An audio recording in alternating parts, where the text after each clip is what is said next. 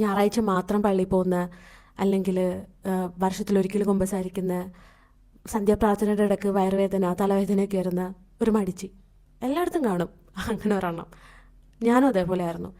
അപ്പോൾ ഇവരെ രണ്ടുപേരെയും ദൈവം വന്ന് സുഖപ്പെടുത്തിയ സ്ഥിതിക്ക് എന്നെ മാത്രം വേറെ ഏതോ ഒരു ശക്തി വന്നിട്ട് ഡിസ്റ്റർബ് ചെയ്തു എന്ന് പറയാൻ എനിക്കെന്തോ മനസ്സ് വന്നില്ല. ഇനി പറഞ്ഞാൽ തന്നെ എനിക്ക് നല്ല രീതിയിൽ കിട്ടും.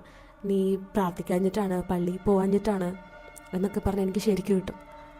പിന്നെ രണ്ടാമത്തെ കാര്യം, എനിക്കതപ്പോൾ അങ്ങനെ വിശ്വസിക്കാനാണ് തോന്നിയത്.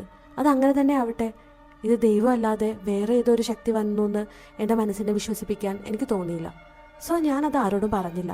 അന്ന് വൈകുന്നേരം പക്ഷേ ക്ലാസ് കഴിഞ്ഞ് വന്ന് ഞാൻ എടപ്പള്ളി പള്ളിയിൽ പോയി പ്രാർത്ഥിച്ച് മെഴുകുതിരിയൊക്കെ കത്തിച്ച് തിരിച്ചു വന്നു. അങ്ങനെ ദിവസങ്ങൾ പോയിക്കൊണ്ടിരിക്കുകയാണ്.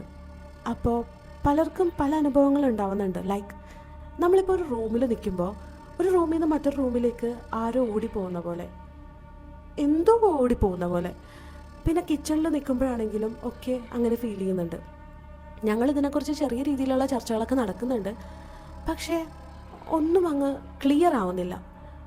അങ്ങനെ ഒരു ദിവസം ഞാനും ആൻറ്റിയും എൻ്റെ അനിയനും കൂടെ താഴെ ഇരിക്കുക. താഴത്തെ ആൻറ്റിയുടെ ഹാളിലിരുന്ന് ഇങ്ങനെ എന്തോ സംസാരിക്കുന്നതിൻ്റെ ഇടയ്ക്ക് ആൻറ്റി എന്നോട് പെട്ടെന്ന് ചോദിച്ചു, എടി നീ എന്തിനാ എപ്പോഴും ഈ നെയിൽ പോളിഷിൻ്റെ ബോട്ടിലെടുത്ത് താഴെ ഇടുന്നത്?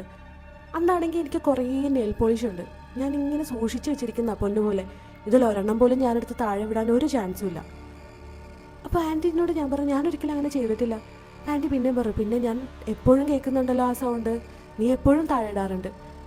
അങ്ങനെ പറഞ്ഞുകൊണ്ടിരിക്കലും മേളിൽ നിന്ന് ഒരു സൗണ്ട് കേട്ടു. എനിക്കത് തോന്നുന്നത്, ഫീൽ ചെയ്യുന്നത്, ഒരു കച്ചിയില്ലേ, കച്ചിയൊക്കെ എടുത്ത് താഴെ ടൈലിൽ ഇങ്ങനെ ഇടുമ്പോൾ അതിങ്ങനെ ബൗൺസ് ചെയ്ത് പോകത്തില്ലേ, ആ ഒരു ഫീലാണ് എനിക്ക് ഫീൽ ചെയ്യുന്നത്. പക്ഷേ ആൻറ്റിക്ക് ഫീൽ ചെയ്യുന്നത് എൻ്റെ നെയിൽ പോളിഷിൻ്റെ കുപ്പിയില്ലേ, നമ്മുടെ പണ്ടത്തെ ഡാസ്ലറിൻ്റെ ആ ഉരുണ്ട കുപ്പി, ആ കുപ്പി താഴെ ഇടുന്നതായിട്ടാണ്. ഞങ്ങളിങ്ങനെ ഒരുമിച്ച് കേട്ടതും മേളിലേക്ക് നോക്കി. അപ്പോഴാണ് ചിന്തിച്ചത്, മേളിൽ ആരും ഇല്ലാത്തതുകൊണ്ടാണ് ഞാനിവിടെ താഴെ വന്നിരിക്കുന്നത്.